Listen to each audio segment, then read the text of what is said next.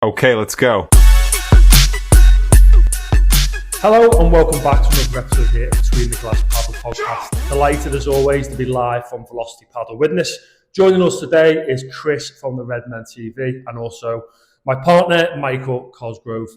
Chris, thank you for joining us. You're more than welcome, mate. Really appreciate it. Like everybody, mate, we all want to talk about paddle all the time, don't we? The WhatsApp groups used to be about footy. Now they're just talking about paddle. When's the next game? 2 weeks in advance. You're like that. Come on, when's the next game? Brilliant. Literally, we've been talking off air then for about half an hour about how amazing the sport is getting, and you know, to get people like yourself on to have a little chat. What a sport! It's growing all the time, isn't it? And how did you get into it?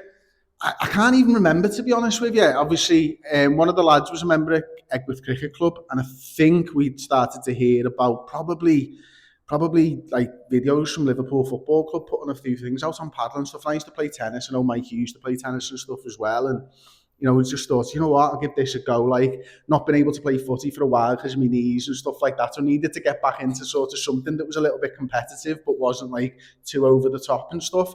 And we played a game, and then it was one game, and we were all like, fucking hell, we are banged into this already. Like, and then you start watching those Instagram videos and everything, and the entire feed is just fucking paddle and boobs. Like the entire feed, mate, do you know what I mean? It just knows me so well. Like, I'm just like, come on, get rid of the boobs, give me more paddle videos. I want to see bandejas and all that type of stuff. I love that pronunciation, by the way.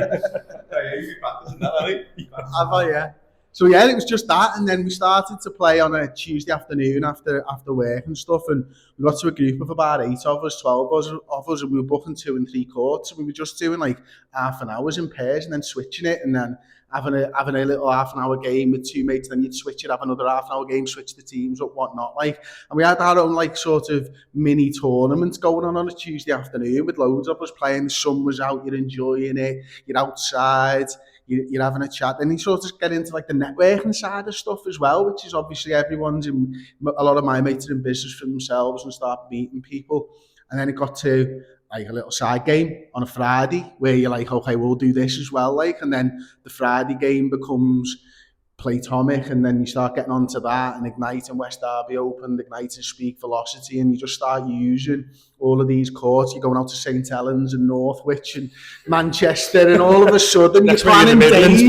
Yeah, you're planning days around paddle, aren't you? Like, you're like, right, we'll drive out to Manchester, we'll have a coffee, we'll go for a scram, we'll have a... That's what you used to do with golf, wasn't it? You know what I mean? And stuff like that. So then now all of a sudden, you know, I end up starting lessons because you're getting into it, and then you're doing 2 or 3 games a week and all that, and it's just like, it's just taken over my life, and I'm hiding how much I'm spending on stuff from the missus, and it's just snowballed, to be honest with you. I'm nearly bankrupting myself. Michael. Mate, honestly, so like we were discussing that, like, the exact same thing. So the first time we played, it was just instantly hooked. I've never known anything like it. Like, literally just the first time, I was like, wow, I'd not even heard of the sport. And then I was hooked, and you're booking games so far in advance. You know, you're on the app every 2 seconds, open a court, get it released at a certain time. And it's crazy. You're setting alarms, aren't you, for 2 weeks at 10 a.m. so you can get that court as soon as it becomes available. That's exactly it. It's nuts. But I think something to touch on there, what I picked up on there was like, it's the community aspect of it, isn't it? It's crazy because I'm the same as you. So I obviously used to play football, got my injury, used to play tennis, and I sort of found myself with nothing to fill that void, you know, like a little bit of competitiveness and also getting around with the lads and stuff. And then this comes along, and suddenly the network just grows, you know, and you've got people to play with from all different walks of life and different stuff, and you just think it's superb. And I think a big driving force is the app. Again, I've mentioned it in previous podcasts, but I think it's so revolutionary in terms of its concept that it's basic but makes so much sense. You know, trying to get like, you know, 5-a-side footy's dying in it. You can't get 10 lads all together at one time. Whereas, not our age, with kids and families and jobs and everything else. Like, and knees, like you say, that are ready to go at any moment. So you've got a situation where you can just, you know, you think, oh, tomorrow I'm free, I can just jump on a game with 3 random people, and then suddenly you'll start chatting with one of them, and then they party, and you know, and it just expands from there. But it's great. So were you playing like a lot then with the Redmen lads? Is that what you were doing? That's what we kind of started with, yeah. Brilliant. So we started with that, and then it kind of grew out. A few people were bringing mates and stuff like that, and then all of a sudden you're starting to meet more people, and then we got on to Platonic, and we were probably quite late to get on to Platonic, maybe. Like, we'd probably been playing for a year, so I think it was like late, so September 24 that we started to play. It's been a while. Yeah. And then it probably wasn't until September 25 when we started to get on to Platonic, and we were looking at getting indoors and stuff like that. Because of the weather, we played winter in Eggy Cricket Club, and it was just brutal. Yeah, and you're just getting wound up with the wind and everything else, and you're not just battling that, you're battling. Oh God, it's cold, what I mean, and stuff like that. Been hailing outside. Yeah, and then Platonic come into it, and then there's just a little carrot in there. There's always something that you're aiming for, and. I'm not on a good run, to be honest. I just got up to a 3 on Platonic, and then I've lost 6 games since, so I'm back down to 2.4, and it's doing my head in at the moment, but I want to play with people who are better than me as well. I don't want to just I'm not there just for the rating, to be honest with you. I want to play players who are better than me, who I can see how they're playing and pick up things off them, and people from a tennis background, people who are new to it, people who are the Spanish sort of style, and I just want to know everything about the sport. You know what I mean? And it's the same with footy for me. I love football, love playing the game, I love watching the game, and I love the different ways that you can do it and learning about the different ways. I think that's the same. Everyone's coming at it from a different angle. What I love about the sort of vibe of everything in Liverpool is it's very Platonic rating, heavy, competitive, and that's me. I am a competitive person. I love that side of things, you know what I mean? As much as I enjoy getting whooped by someone who's miles better than me, I really want to get that rating up as well at the same point.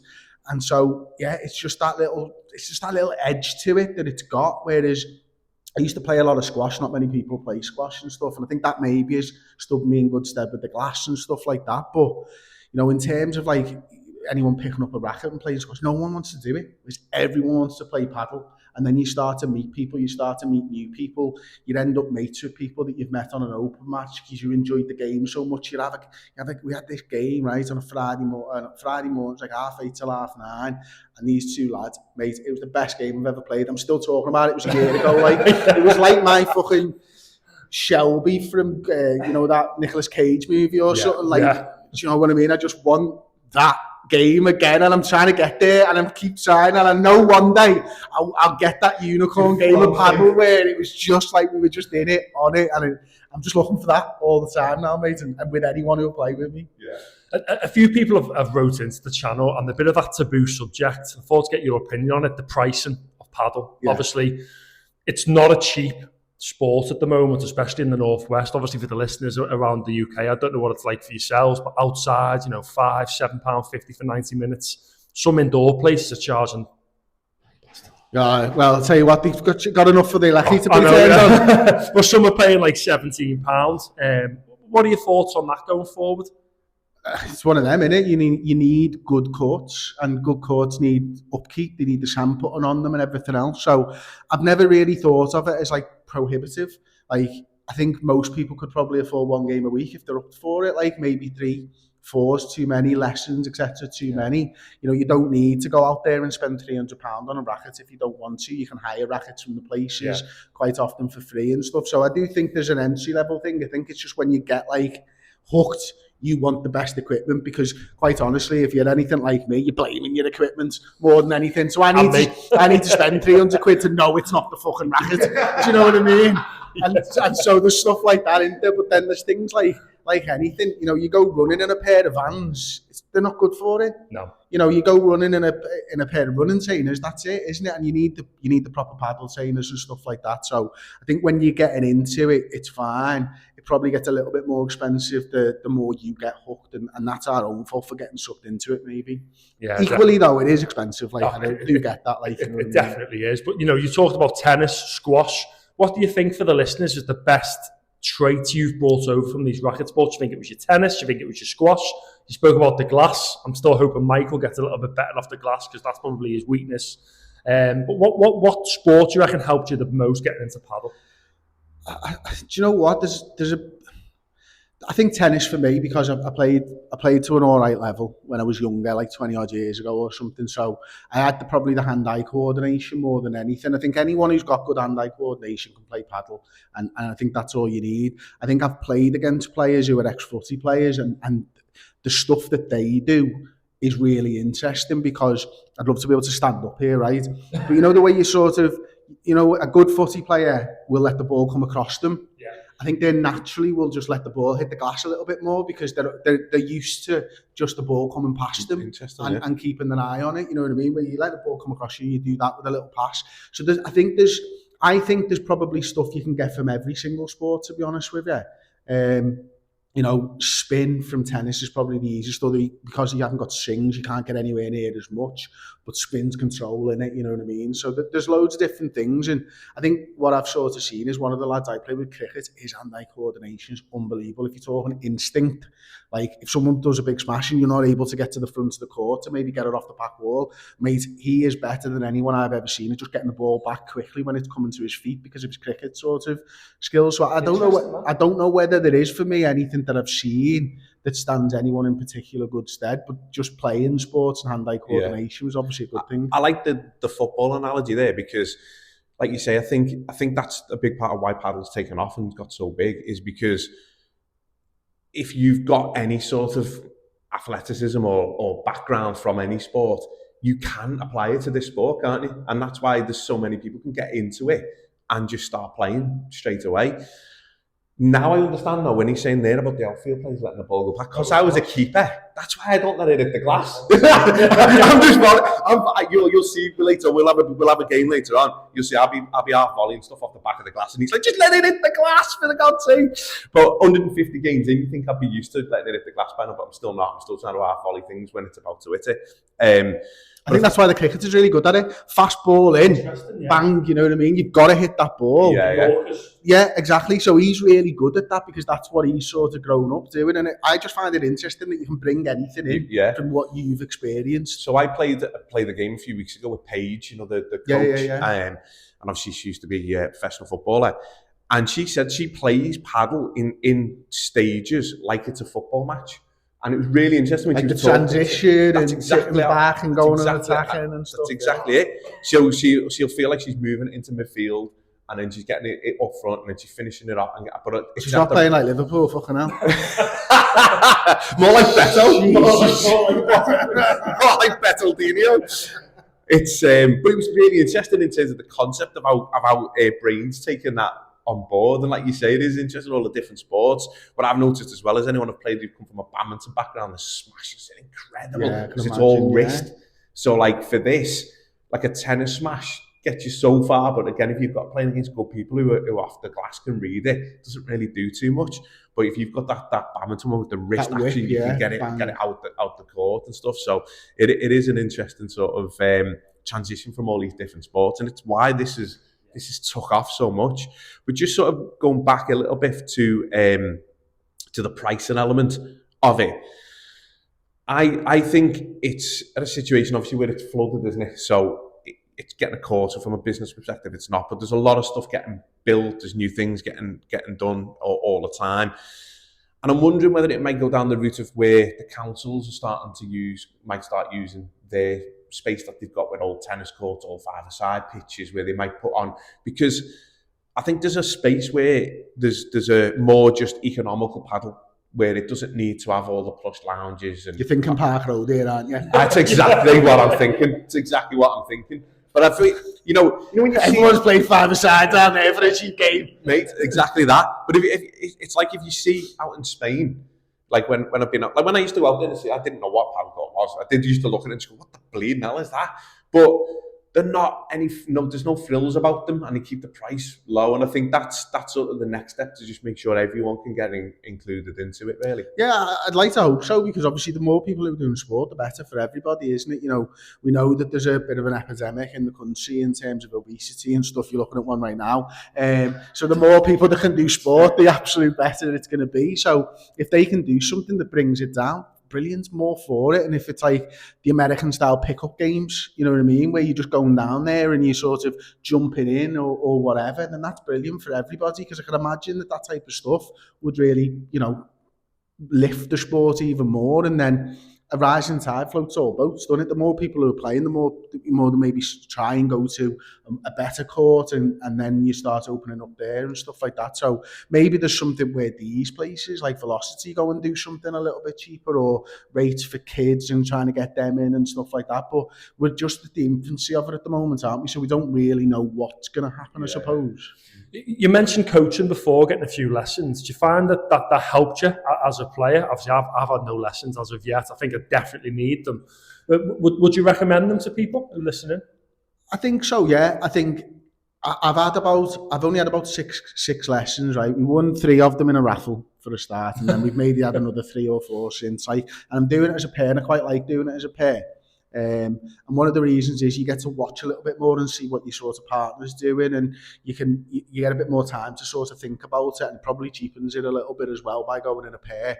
We're using Ant Hardman, who is absolutely brilliant, and he talks to you on a level that you understand. So he's talking to me about football because he knows that I'm into footy, and he knows that Josh is into footy, so he's talking to us like in footy this, in footy that, and stuff like that. And he was the first one to mention to us that like a footy player leaving it to the side. He was talking about John Flanagan at the time, and I played Flano and seen it sort of in action and stuff. So it definitely has. I think the difficulty for me with the coaching personally is I've struggled taking it into games, because it's very easy standing there and doing something 5, 6, 7, 8, 9 times.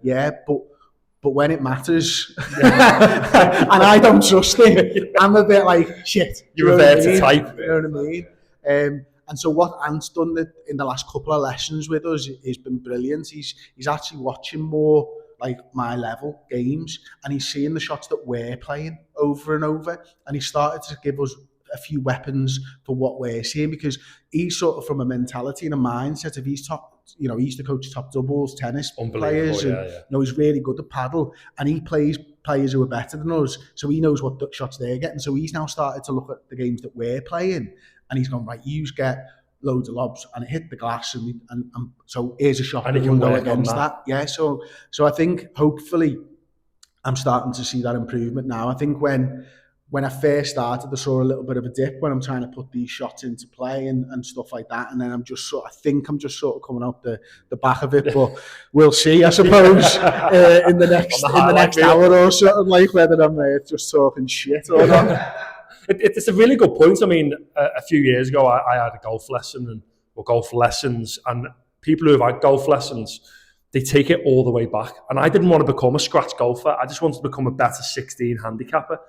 And it literally ruined my game. Like, I just could not hit the ball. You're gripping it wrong, you're holding it wrong, you're doing this, you're doing that. And you're thinking about everything. Exactly. And I think the way you've just explained it then, what Ant's doing, he'll watch you and go, right, I can work on that side of your game. I'm not going to make you a professional paddle player, because that's not what the aim is. You just want to get better for where you are. Like, I'm a mid to high 3 at the moment. I mean, I'd love to be a 4. So if someone coaching element could come in and go, right, you hit that shot, maybe hit it there instead, or, slice it that way, or do that just to get better at what you're good at. But no, it's a really, really interesting point, that, because I've never thought of it like that. I thought you get lessons and they're going to break it down exactly back to basics. He didn't do that at all, to be honest. He didn't do that at all. Like, he had a look at some of our shots and he said, right, okay, fundamentally you're doing this a little bit wrong. He's saying you're a bit too tennisy. Your arm's coming all the way around to sort of generate the power. You don't need to do that. It's a quicker game. You need to sort of stop that big movement. You don't have the time. Yeah, just sort of push through it and stuff. And, and then he's starting to give us those little weapons and the high percentage shots. I think, for me as a sort of amateur tennis player, you think about hitting winners too much. Really, tennis is about not fucking losing the point, and paddle's exactly the same, innit? You know what I mean? You just need to stay in the point, let the other team fuck up. And I don't have the patience for that. Like, I just don't have the patience for it. So I know, I just know. It's going to be so good that I like later on, because me and you sound like we come from the same cloth. Yeah. I just want to see the fucking headlines in the Echo. That's all I want to see, mate. You know what I mean? That's all I want to see. Fucking smash. And I'll forget the 10 smashes that I've hit into the net. Yeah. And I'll just remember that one and walk off, go, juicy, that smash. Yeah. You know what I mean? That's it. I think that the coaching side of it, I've not had any coaching from a paddle perspective, but Ant Hardman used to coach me for tennis. And he used the exact same philosophy in terms of understanding what worked for you as an individual. So I couldn't recommend him high enough as a coach, and I'm sure from a paddle perspective, he'd be brilliant, and he's coming on the pod as well. So we'll have some good insight. I think with the coaching side of it, I think the doubles side, if you have got a permanent partner, I think that's quite a good thing, and it's something that maybe we should look at.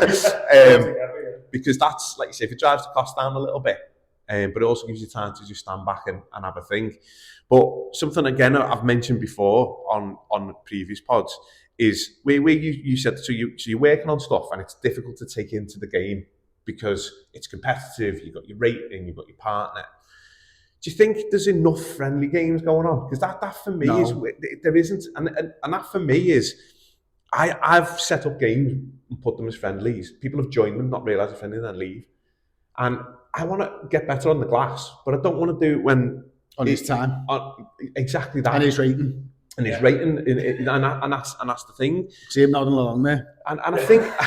yeah. And you definitely don't want to do it there, you know. Not on my time, man. Not on my time. And I think that's where... I don't know, I think that for me, when I've listened to sort of how it works in Spain and different things, I think that's our major thing here. So it's a major plus, the rating system, but it can also be a flaw from a development perspective, because I think a lot of the ratings are sort of a bit blag, really. You know, like, because people are just playing the same people all the time and they're doing the same things all the time, but are they improving the game? So although the rating's going up, I think they're improving. But, you know, and that's where the mad thing is for us doing this podcast now, we're going to have a lot more friendly games in whilst we're doing it, and that'll be a massive benefit, or I hope it will, because you can play a bit freer, you can practice things. You know, the last one that we've done, I was determined to try and do drop shot. I used to be superb at drop shots at tennis. I cannot do them with a paddle racket. I don't know why. So I'm just, you know, like, there's just certain things to work on. I mean, it's like, and this, I suppose, goes back to the prohibitive cost of the courts, maybe more than anything. Like, if you're playing tennis, you're going to practice that serve, such a big shot. It's equally as big a shot in paddle. All right, you're not going to hit as many winners from it, but like, until I had a lesson, I never practiced the serve. Not once had I ever practiced. I'd changed a few times and realised that I'm never winning games on my serve. And I spoke to Ant at the end of a lesson and just said, mate, what am I supposed to be doing here? Because I know it's underarm. And he went, just hit like a volley. And he showed me. And since then, my serve's been all right. But I still haven't had any practice. I had about 4 or 5 at the end of a lesson, took it into a game, didn't lose a game on my serve, and it was just from the technique of it. So you're exactly right, you don't get to practice these shots, and I think that there should be more friendly games, but everyone's hyper-focused on that Platonic stuff. So yeah, I'd love to be able to, you know, afford to book a court for a start and then go and tit around. You know, we're quite lucky, there's a place over the water, isn't there? And they've got a singles court. That's probably a good idea for going and training, because at least you're getting twice as many shots in an hour or something like that. And that's giving intense, you an idea, but then you get to practice your shots a little bit more if you play singles, and then maybe what can you bring that back into doubles? But no one really plays singles. There's no really appetite for it, is there, over this side of the water? Well, like you said, there's only one course in the Northwest, I think. I don't know anywhere else that has a singles course. I think that that's a very, very good point again. I think I'd love to play a singles match against you and be like, right, I am going to nail the glass and just get you just to just respond. Get it is a bit cheaper, the singles course as well, it is, obviously. Yeah, definitely. So like that's a very, very good point. But a bit about yourself, Chris, now. Obviously, we spoke quite a bit on paddle. What is it you do? Obviously, we're Big Blues. We're like the rivals to yourself. I know, obviously, with the Redmen. How did you get into that in the podcasting realms? And how far do you think a paddle podcast just starting up could go? Well, so I sort of got into it. I mean, my best mate Paul, I've known him since school and stuff, and obviously we used to go to games and all that type of stuff. And then he did media at university, so he had this sort of media background and this appetite to do something in the media. We actually made an episode and sent it to Liverpool FC TV back in the day. And they looked at it and they sort of X Factor does, and they were like, yeah, it's really nice, like, just one of you. And it was obviously Paul, not me, because I'm shit. And so we said, like, no, it's fine, we'll do it ourselves. So we just put it on YouTube in 2010.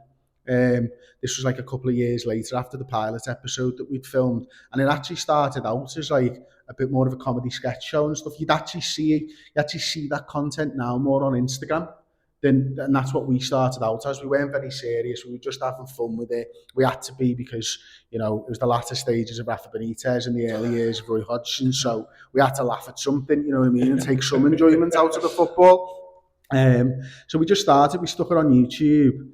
And we just thought, you know what, let's just have a go at it, like, you know what I mean? So we were doing it around work for about 4 years. You know, I was working as a restaurant manager. So I was working sort of 60, 70 hours a week. And then I was doing videos on top of that. And we'd be up till fucking 2 o'clock in the morning recording videos. And we'd forget to put audio on. And it was a bit of a shit show, to be honest with you. And we'd have to re-record and all kinds. So we just started doing it like that. And then we're lucky enough that we were the very first ever fan channel in the world. Like, we've had YouTube tell us that. So there's a guy called Jeff Nasonson, was head of sport at YouTube, and in 2011 he came to us and was like, what you're doing is fucking unique. Nobody is doing this at all. And we were like, oh really? Yeah. And Paul always describes it like going into a party, banging the double doors open, and there's no one there, and we're just on our own. I think it's a pretty good analogy, really, because it was cat videos and dogs eating ice creams and fucking stuff like that on YouTube at the time.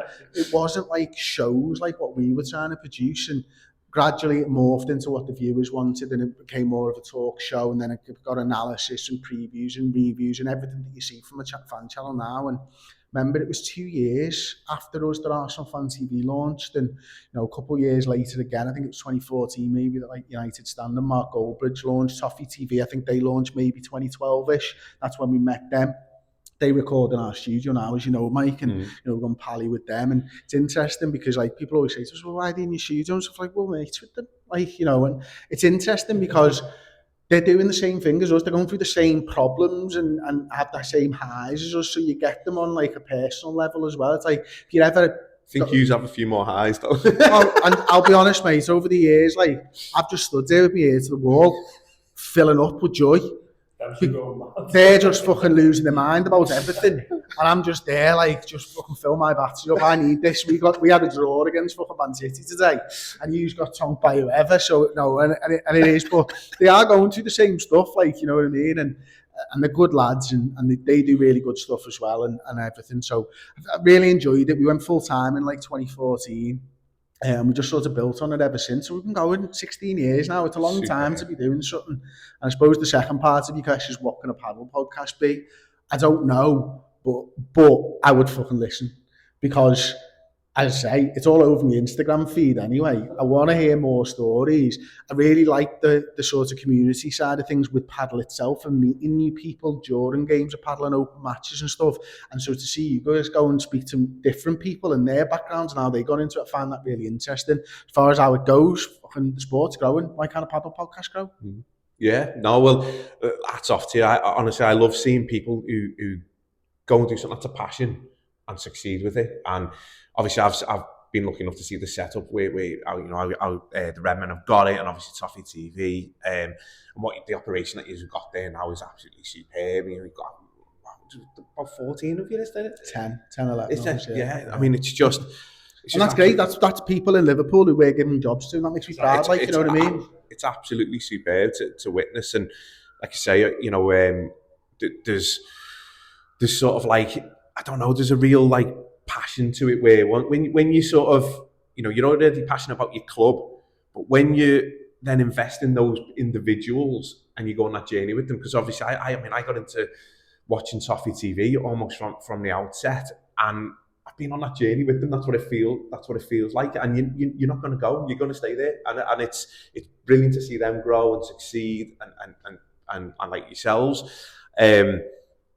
Where do you see your channel going? And because I mean, you've got over 500,000 subscribers, haven't you? Yeah, on YouTube. Yeah, I think so. What are the aims, and what's the next level? What are you looking to do? Honestly, we don't really think about it like that. You know, I think the idea for us is, let's just enjoy ourselves. Like, it's our business, unfortunately, you have to use that word, like, and like any sort of business owner, we're a little bit different, I should say, to any sort of business owner. We want to do stuff that we want to enjoy. So it's not all about the views for us. You know, we could quite easily, if we were the type of people and we're not, rant and rave every single week about stuff. We're just not that person. We're just not those people. We are quite sort of calm, and we're really proud of the fact that when Liverpool lose, our views go down. Because if our views went up, then we're making content for non-Liverpool fans, and that's shit. You know, I don't want to be doing that. So we have a little review at the end of every season with everybody who works with us and go like, what shows are you doing? Maybe you're hosting this show, you're hosting that show, are you enjoying it? Yeah, sound. Want to carry on? Yeah, sound. If it's a no, all right, well, let's do something you are enjoying. We're all fucking here to live, but we can have fun while we're doing it. And that's the sort of thing that we take into it. Like, I did a thing off camera before where I talked about starting 11 prediction show. I haven't done that show for 5 years because I hated doing the fucking rolled off the tongue though, didn't I know, but that's just my like little, you want an audio test? I don't need to think about it. Here you go. I hated that show. Stop doing it. It did really good views. One of the best on the channel. I fucking hated it. So I just fucked it off. Yeah. And you know, and we hope that if we're making content that we enjoy, other people will enjoy it, and that's kind of the aim for us more than anything. Yeah, definitely. You spoke before, paddle, the fastest growing sport in the world as it currently stands. There's a big push for it to be an Olympic sport. I mean, we're trialling a ferry early on. We just got a phone, a stand, and just having a little chat. But you know, I just love talking. I love talking about paddle. I love talking about football. You know, speaking about Everton, like you say, it's quite difficult at the moment. Well, it's getting better, but obviously the past few years. When does this go out? Well, when's this going out? Pre-derby. We want to hold it back for the derby. Well, pre-derby, do you reckon? Well, actually, to be fair, then we're your next home game, aren't we? So we can talk a little bit about that, because I watched you at the weekend. My brother's a Blue, like everyone knows, and he absolutely fucking loved it. And he just said for him, it was amazing. It was the first time it felt like a Goodison game, and I'm pissed off because you've rediscovered that now going into the derby. But we've had a 3-week break now. That's the problem. Like, why? I wish it could just carry on. I wish we were playing just like this Saturday coming. Don't worry, we're getting worse. So 3 weeks, 3 weeks is sound for yous, because in 3 weeks' time we could be fucking wherever. You know what I mean? This game could genuinely be yous going ahead of us. Well, it'd have to be a lot of goal turnaround, but the thing is that game for me was, so we went into the new ground obviously excited about it, and the first game took care of itself. And since then, there's been moments in the ground, but overall, it's, you know, anyone who's being honest, it's been flat. It's not. I don't know. I think the midweek games have absolutely killed it. You haven't had many Saturdays, have you? You used to Saturdays as well, I think. 3 p.m. Saturday kickoffs are on all season. That's like a normal season for us, like 1 or 2, but we've had a couple this year. Yeah, and it's so people finding the routine, getting to the ground, obviously meeting with their mates, having a few beers beforehand. So remembering their Costco card. Yes, getting some pizza in. Yeah. So getting this R5 game, obviously a game where we're in challenging for Europe. It's sort of like the atmosphere just built, and honestly, it was I thoroughly enjoyed it, and it's the first game where I've come out and I had no voice. I was just like, wow, this take me back years. And honest, I can't wait to get into the derby. It will be mental. It's going to be mental, that atmosphere in there. So the reality is that this will be released on the Sunday after we've played you. Okay. So congratulations or commiserations. Yeah, we need 2 endings. We need 2 endings. So right now, we're on, what date are we on? Right now it's the 25th of March. We're not playing, is it till the 17th of April? Something like that. What's your score prediction? Come on. Fucking hell, mate. Come on. Right. Well, we are going to draw the game, and it's going to be 1-1. 1-1. And if you win, I'll be jumping out of that window. I'm going for 2-1 Everton win. I thought you were saying 4 then. I said it's going to be 4. Jesus Christ. What have you been having here? I go for 2-0 Everton. I just think it'll be a great day. 2 o'clock on the Sunday, isn't it? Is it the 2? I'm sure it's the 2 o'clock on the Sunday. I want to see what it is. You have to just double check. I'm sure it's definitely the Sunday, because it was supposed to be the Saturday one, and it got moved. You have to be quick here. 19th. 2 o'clock. 2 o'clock the Sunday, yeah. So it's obviously that little bit of a build-up. That strips like that night. Oh God.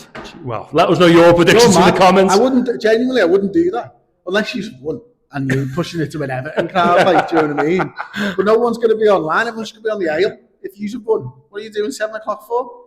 But all the Liverpool fans will they just want to think about paddle. Forget footy, paddle. All the Liverpool fans will turn the phones off. Tell you. Just before we just before we wrap up, Chris, you've been an absolute pleasure as always. What are we going to expect from your next hour and your highlight? Listen, what do me and Michael need to get the big game here? Like, I'm shitting myself now. Absolutely shitting myself. I've got no idea. As I say, I just fucking enjoy the game, mate. And I've got some fairly decent, I hope, sort of foundational skills and stuff like that. So if we can go out there, have fun, that's all that matters, isn't it? Yeah, that is all that matters. And big thank you as always to Chris. Unbelievable. Thank you so much for the laughs, the fun. Thank you for coming on. Obviously, Velocity Padel. Just a shout out. Obviously, we've got Xylo Paddle. Obviously, go and check them out as well. Yeah, they're lovely, aren't they? Go and check them out on their Instagram, their website, the rackets, bags, balls, grips, everything you can have in regards to any sort of paddle. Big thank you for them for supplying that for the channel. Big shout out to them, Velocity Padel as always. And there we have it, Between the Glass Padel Podcast. I hope you have a great week on the court. All the very best.